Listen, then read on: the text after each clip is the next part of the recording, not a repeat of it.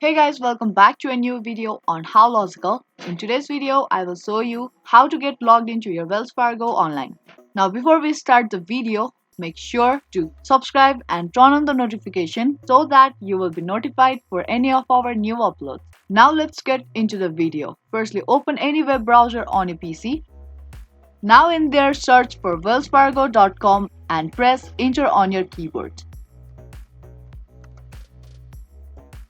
And once you search for it, you will direct it to its official homepage, and in your homepage you will be able to see login box at the left hand side of your screen. Now there, type in your username and your password. Now if you want to double check your password before moving on, you can tap on I icon.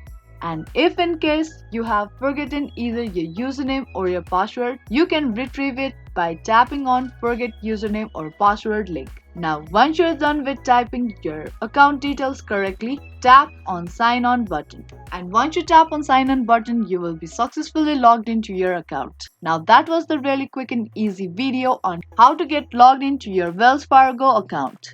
I hope you liked and found this video useful. If you did, then make sure to give this video a thumbs up and subscribe to our channel. Thank you for watching, and I will be back soon with more videos like this.